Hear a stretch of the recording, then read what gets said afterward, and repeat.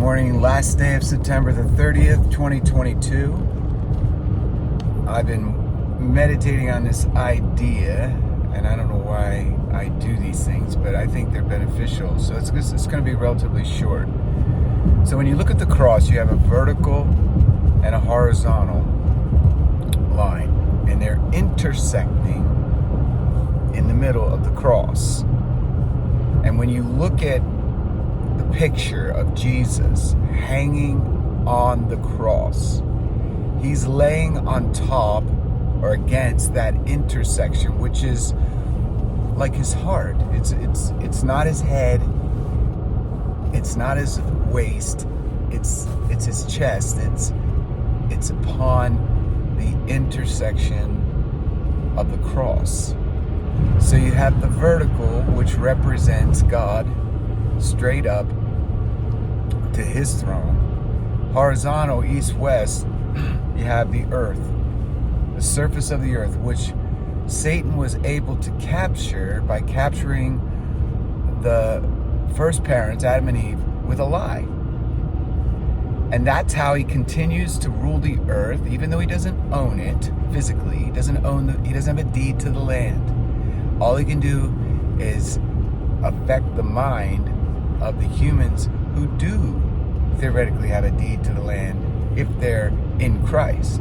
Now, the ones who are not in Christ, who are wealthy and rich and Bill Gates like land buyers, it's a very temporary situation for them. But nonetheless, Satan tries to rule the earth by corrupting the minds of rich, powerful men and women. And he's done it for thousands of years.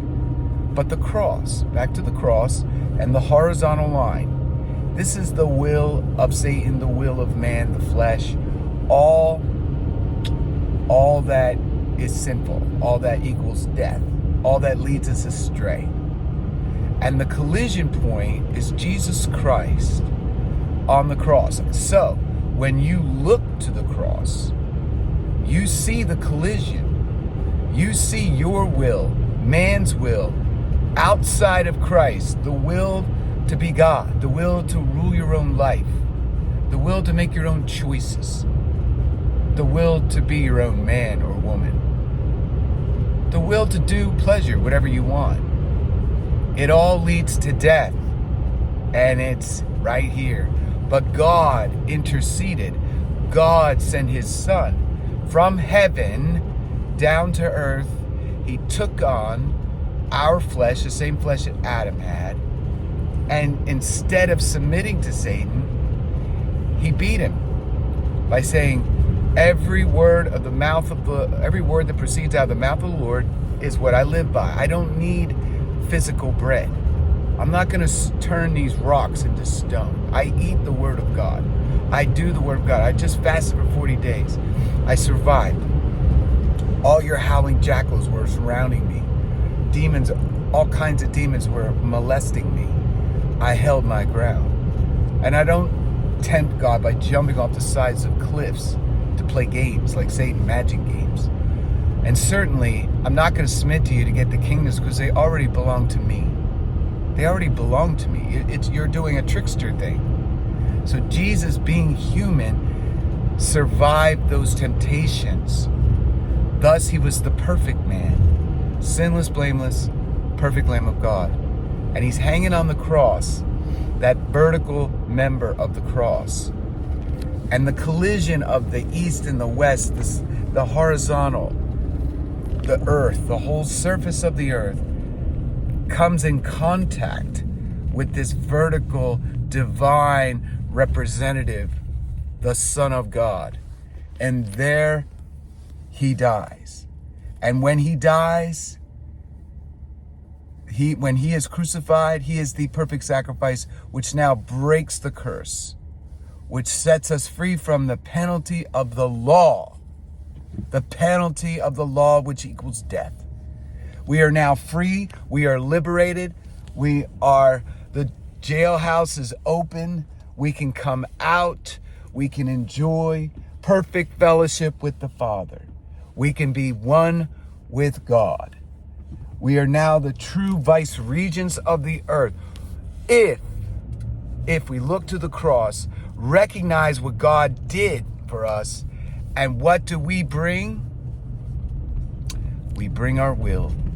We bring our life. We bring all of ourselves to it.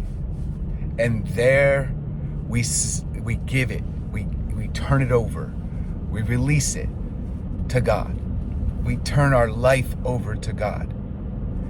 And there he deals with our stuff, the stuff that makes us do all the stupid things and leads us astray and eventually to death and separation from God forever. The hell is a real thing.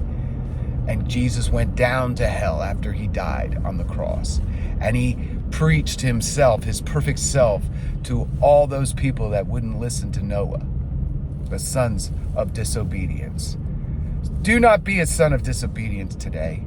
Do not be numbered with those who perished in the flood today. Be one of those who took life, who received that invitation and said yes, who submitted your will to his will.